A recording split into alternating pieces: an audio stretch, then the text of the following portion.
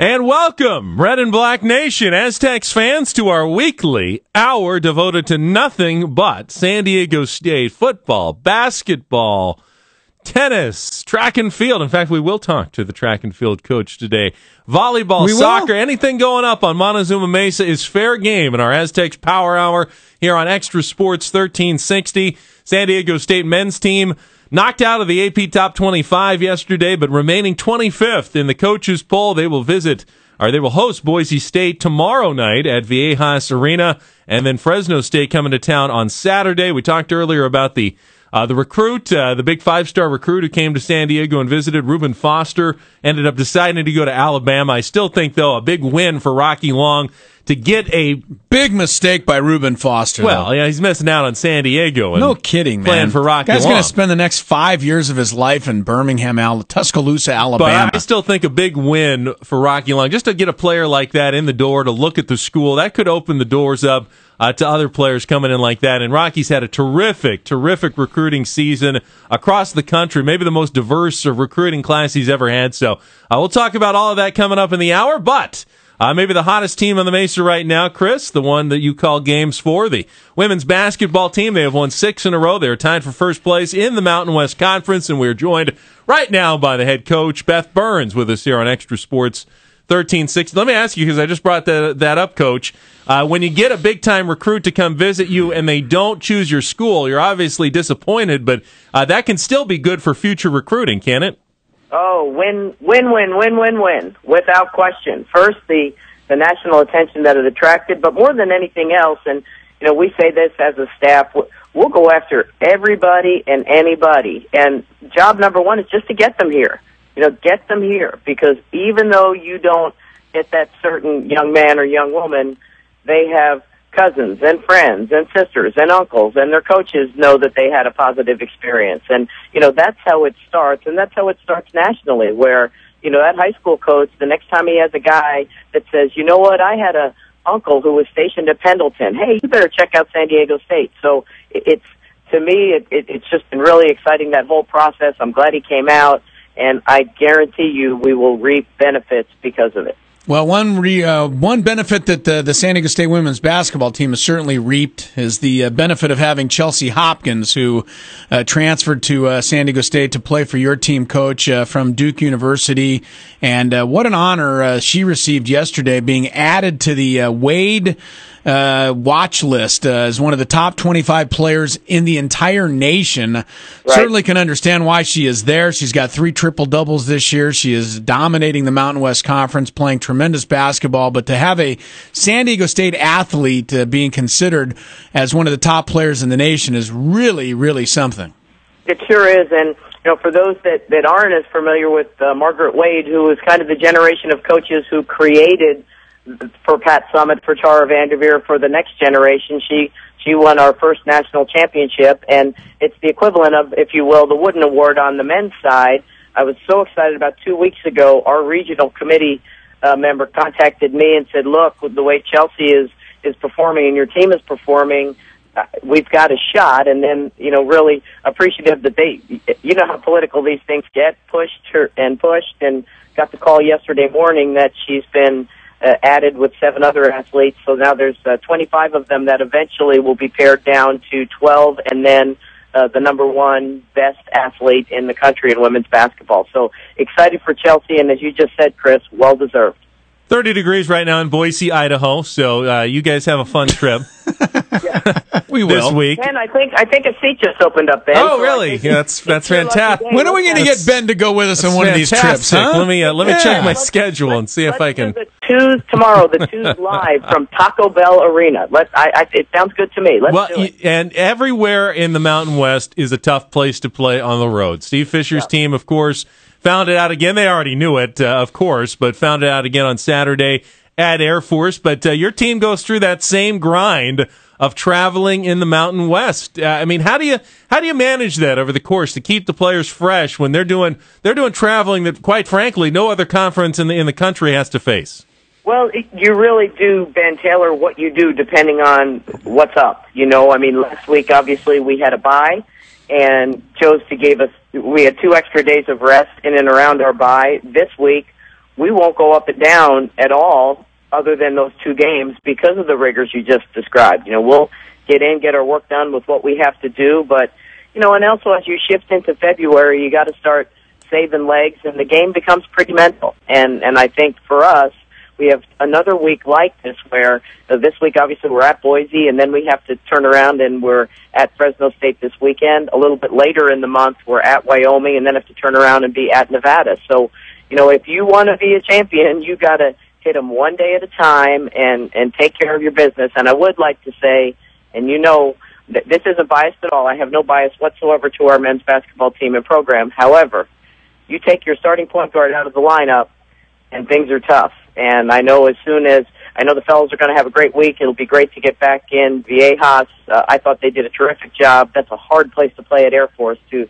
come back and go on that little run. And I think once we get X going, we'll be okay. Coach, you got Fresno State coming up on Saturday night, and I know that you're certainly loath to look past Boise State, and you shouldn't look past Boise State, but Fresno State is the team that beat you. That is the team that is tied with you guys for first place right now. Are you guys at least thinking a little bit ahead to that Fresno State game? Because I know the kids have been excited about getting another chance at Fresno. Didn't feel like they played as well as they could have the first time around. Well, I think, Chris, that for one, Boise has has the best center in the conference, who just, is a double-double machine our team knows we have to play. So I would hope that with 4 fifth-year seniors in the lineup, as I've told them yesterday, I started practice with, Fresno doesn't matter if we don't take care of our business against Boise. We have to take care of our business. But with that said, the energy level was really high, I felt, last week for an away week. Kids are excited. First of all, it's February, and when you're a basketball player, the best thing about February is right after it's March, and it starts to get you going a little bit. We're gonna give Boise full attention, but I do believe that the Aztecs have little bulldogs dancing somewhere back in their heads, excited to take care of that and get ready for and it's a televised game, so a big TV game for us this weekend at Fresno. That's interesting, Coach. We're talking to San Diego State women's basketball coach Beth Burns with us here on Xtra Sports 1360. You're like every coach in America. You gotta take it one at a time. As soon as you look past an opponent, that's when you get beat. But even as fans, we know that there are certain games that are a little bit more important. And when you're tied for the lead with a conference with a team that beat you, obviously that game carries a little more weight than any other game that you're going to play here the rest of the way down the stretch. Well, right now we're in a great position where if we're able to beat Boise, that means round one we've swept the road. And you just spoke to how difficult that is. Boise has beaten Wyoming, so our team knows that too. Wyoming is 6-2. They have a bye this weekend, so I don't know who they just cheer for Fresno and San Diego State to lose if you're a Wyoming fan. So we have a great race with obviously still in some cases 7 or 8 games to play. There's still a lot to be shaken out, but our team, as the defending champions, got smacked at home in our opener. And as a competitor, you don't want anybody to let that go, and you want to be excited to stay in control of your destiny. We still do right now. If we're able to keep winning, then we have a chance. If we don't, then we're going to have to rely on somebody else and have to scoreboard watch a little bit. So our team fully understands that. Aztec women's basketball, 15-5 is the overall record right now, 6-1 in the conference. Coach Beth Burns is with us. Coach, do you think that the Mountain West Conference right now is more than a one-bid league for the NCAA tournament? Or are you guys going to be in a situation once again where you have to win that Mountain West Conference tournament to assure that you get to the NCAAs? Chris, it's a good question. I think ourselves, we by far had the most challenging non-conference season in terms of the schedule that we put together. And Fresno and Wyoming are very good teams. Fresno has a new coach, and it took them some time. They had some bad losses in the non-conference. Of those losses, none of those losses are against ranked teams, and a couple of them are against teams that really have struggled to date. So that puts it in the, obviously to me at this point, the 3 teams, Wyoming, San Diego State, and Fresno, are the 3 teams that have done enough, both out of conference season and in conference, to get in. But none of us can afford to lose to anybody other than each other for sure if we want to consider getting multiple bids. As Chris knows, I'm kind of obsessed with the bracketology articles online. You know, the men's are updated, practically 3 times a week now. They also have women's bracketology, and I keep an eye on your team as well. They don't update them quite as often, but the last one that I saw on ESPN a couple of weeks ago had you as the first 4 teams out, but you haven't lost since then. So, I mean, that's good news. Do you ever pay attention to that stuff, or it doesn't really matter because they'll make the decisions that they make when it comes time to pick the field?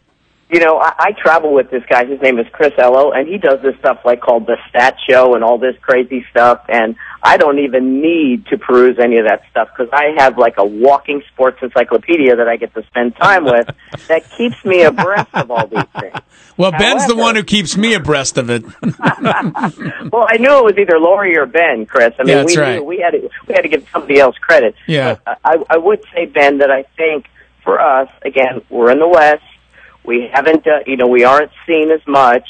When we were that slot until we lost to Fresno. We were the defending champs. We had the older team. Then we lose to Fresno. So deservedly so, Fresno right now has the nod until we beat them. And then, as you well know, with all this bracketology stuff, the whole country this past weekend. This is kind of, as basketball coaches, this past weekend and this weekend are kind of crazy weekend. It means you're in conference. It's a grind on your team. How many upsets happened last week in men's and women's basketball? Tennessee women lost by, I think, 22 to Missouri. So they can't quite see March yet, where they get a kind of another shot of adrenaline.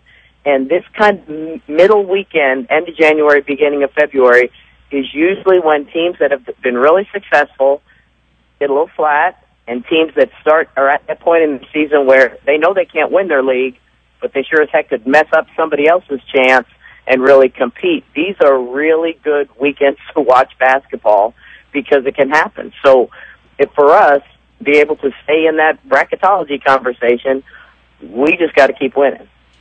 Coach, how happy are you that San Diego State basketball is staying in the Mountain West Conference moving forward now in the next few years?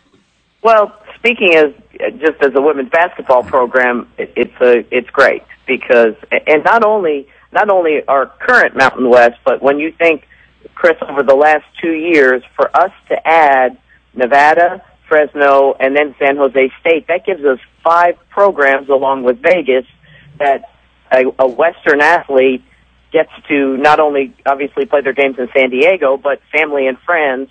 Nevada's only an hour and a half from SAC, and it gives us an opportunity where in the past we were the westernmost by far, but other than Vegas, there weren't many teams. You'd sit in their living room and say, well, we're going to go to New Mexico or we're going to go there. So it's not only good from the standpoint of the competitiveness of our league, but it's also great because of the expansion and the kind of things that it's enabled us to sell. It had a huge ripple already in our recruiting. I think more than anything else, just to finally have an answer, just to know kind of what's going to go on. But we're thrilled. I've been a part of this league almost my whole coaching life and have a lot of respect for my coaching counterparts throughout, and excited that we'll be able to go forward and compete in the Mountain West Conference. Coach, best of luck on the road trips this week. Please bring my co-host back home safely and hopefully bring home a couple of victories, too. We will, and Ben, as I said, we will have a standing invitation if you guys ever want to. Maybe we could even take you to the Blue Turf. Maybe you guys can go out there. I think it's going to be snowing, but we could take you out to the Blue Turf tomorrow. So, guys, thanks a lot, and looking forward to seeing you soon, Chris, and have a great week. Thanks, Coach.